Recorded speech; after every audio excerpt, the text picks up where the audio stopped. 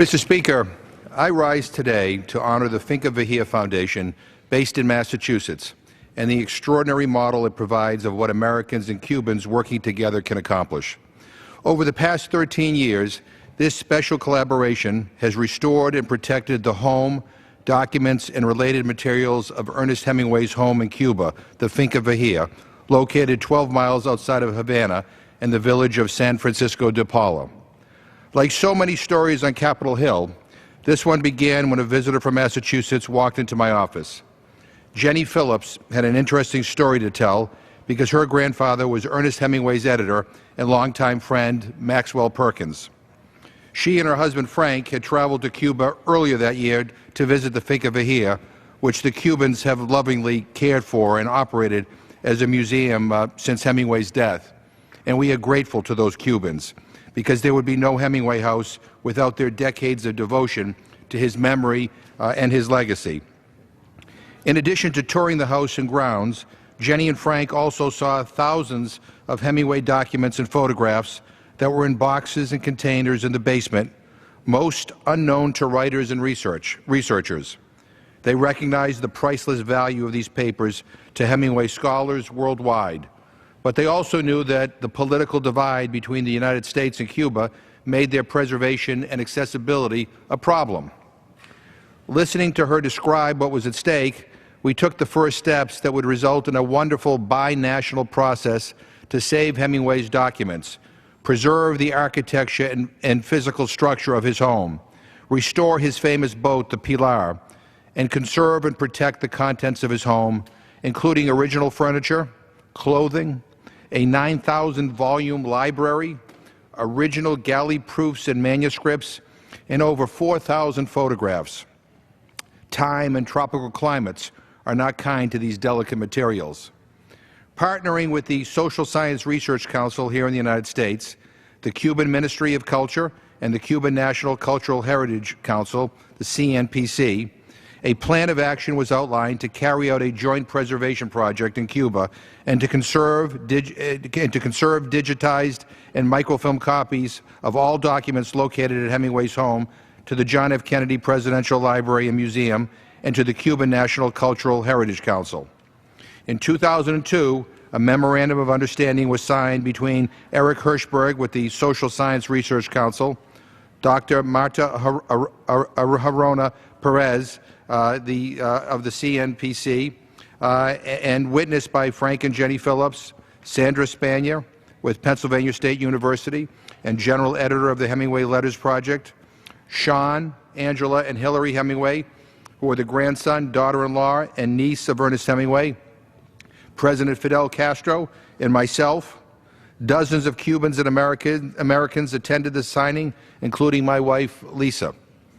Since then, scores of Cubans and Americans have worked together to make the dream of preserving this priceless legacy of Ernest Hemingway a reality. This includes officials at the State Department, Commerce Department, and Department of Treasury in both the Bush and Obama administrations, who recognize the importance to America and the world of saving Hemingway's cultural history in Cuba and help the project navigate the complicated requirements of U.S. regulations and license applications. I would especially like to note and thank the many Cuban cultural officials and preservation architectural, museum, and technical experts who made this dream come true. And I apologize if I leave anyone out.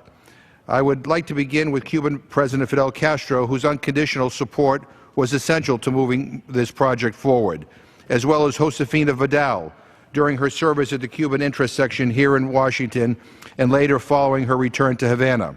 I want to highlight the role of then Minister of Culture, the iconic Abel Prieto, who was such an enthusiastic and encouraging voice when we first began reaching out to Cuban officials in 2002, as well as his successors, Rafael Bernal, and the current Minister of Culture, Julian Gonzalez Toledo.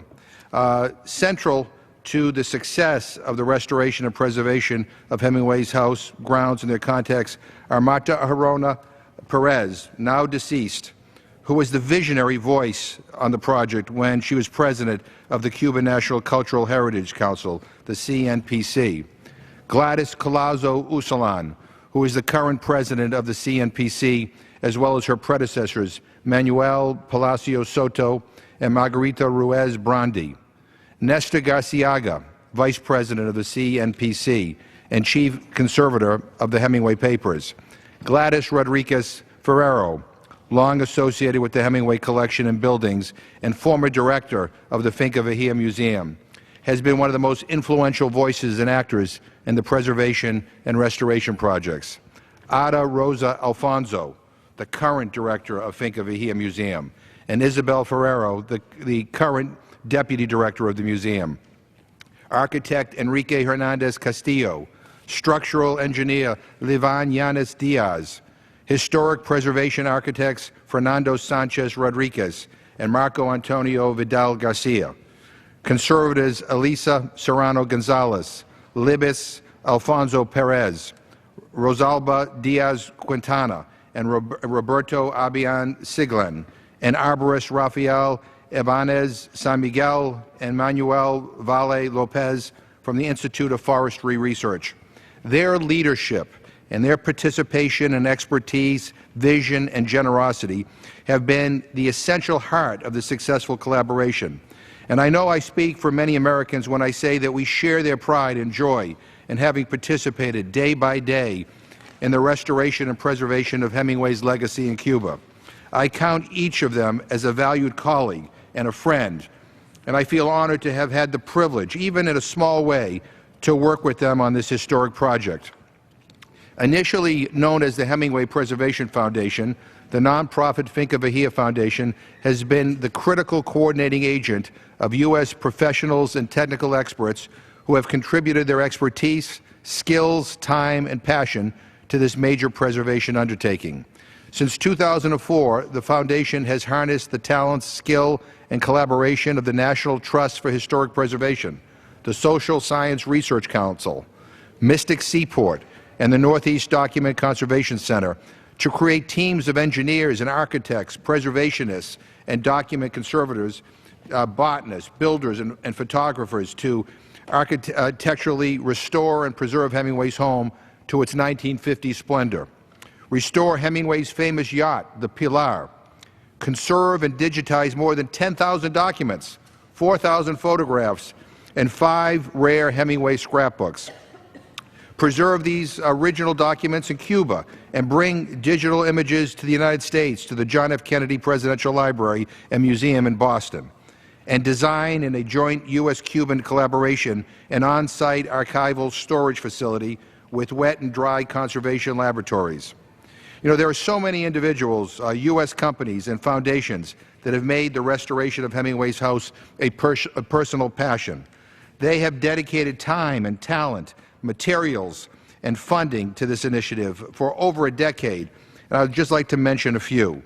First are the foundations whose early contributions allowed this project and the Finca Vigia Foundation to get its feet on the ground, explore with its Cuban partners how to bring this dream to fruition, and to put the first cornerstones in place. They are the Ford Foundation, the J.M. Kaplan Fund, the Christopher Reynolds Foundation, the Stuart Mott Charitable Trust, and the Rockefeller Foundation. Next, I would like to recognize the National Trust for Historic Preservation, which has recognized the Finca Vigia in Cuba as a U.S. historic preservation site, the only such site outside of the United States, and whose experience and technical expertise in preservation and cultural conservation have been invaluable. I would especially like to note the contributions of Richard Moe, former president of the National Trust, and Paul Edmondson, current general counsel with the National Trust for Historic Preservation. Several foundations and U.S. companies have been involved directly in the preservation projects or in providing financial support for this work. The lead sponsor for document conservation has been the EMC Corporation, headquartered in Hopkinton, Massachusetts, and especially Bill Tuber, Chris Good, and Joel Schwartz from the company. EMC also reached out to Intel and Emulex, which also provided support to the project. The lead sponsors for the construction of archival storage and conservation laboratories are the Caterpillar Foundation and Caterpillar, Inc., along with the AT&T Foundation, the Ford Foundation, and American Express.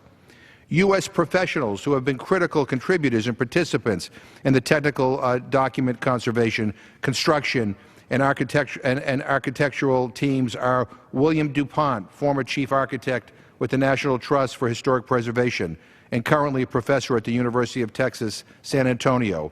Architect planners Leland Cott and Henry Moss with Bruner Cott and Associates. Structural engineer Michael Henry with Watson and Henry Associates. Structural engineer Robert Silman with Robert Silman and Associates. Landscape architects Patricia O'Donnell with Heritage Landscapes. And preservation architect Mary Denade with John Milner Architects and Ronald Staley, construction specialist from Chrisman Company in Lansing, Michigan. Also very much involved are collections conservationist Wendy Claire Jessup and wooden boat curator Dana Hewson with Mystic Seaport. In the first years of this project, attorney Thomas D. Herman provided invaluable pro bono advice, and attorney Michael Gerdak and his team from Jones Day have provided essential services throughout the project. Special recognition must be paid to the tireless work and engagement of Mary Jo Adams and Robert Villa. Mary Jo is the executive director of the Finca Vigia Foundation and its very heart, soul, and beating blood. Without her efforts, this project would not have been possible. Bob Villa is a builder, a well-known TV host, especially of the PBS program This Old House, and a recognized building consultant. Bob has been involved on the ground in Cuba with overseeing every phase of the restoration of Hemingway's house and grounds. Along with Jenny Phillips, he's the co-chair of the Finca Vigia Foundation. But more than anything, we know that when Bob is on site in Cuba, all is right with the world. And if it isn't, he'll make sure that it is. Finally, I'd like to recognize the work of Michael Mershon, who recently left my staff and who worked with me for over a decade on the Hemingway project. You know, right now, U.S. and Cuban technical teams are constructing a facility on the ground to carry out on-site archival storage with wet and dry conservation laboratories. Known as a taller, which means workshop in Spanish, this facility will ensure the longevity of the Hemingway papers. It will be the first building constructed in Cuba using U.S. materials and ingenuity since the 1950s. The Cuban Ministry of Culture views this project as a possible prototype to be replicated across the country in the preservation of cultural heritage. The construction of this critical facility is possible because of the new regulations announced by President Obama in December of 2014. You know, with very little money and largely during a period of daunting obstacles created by a tense political climate, the Finca Vigia Foundation and its team of experts, in close collaboration with Cuban professionals and experts, have done a great service for the American people, the Cuban people, and indeed all the people of the world. With passion and professional skill, they recognize that the life, memory, books, papers, and home of Ernest Hemingway are above politics and policies, which are fleeting, while art is eternal. They understand that the legacy of Ernest Hemingway is a shared heritage belonging to both Cubans and Americans. And in one of the best models of what can happen when Americans and Cubans collaborate, they have made sure that it will never be lost. So I am so very grateful to Jenny and Frank Phillips for walking into my office 13 years ago and sparking a remarkable and personal journey for me. It has offered me the rare privilege to meet and work with so many extraordinary Cubans and Americans and to participate in preserving our shared heritage around the life and artistic achievements of Ernest Hemingway. I cannot wait to see what the next chapter brings. Thank you, Mr. Speaker, and I yield back the balance of my time. The gentleman yields back. The chair lays before the House a communication. The Honorable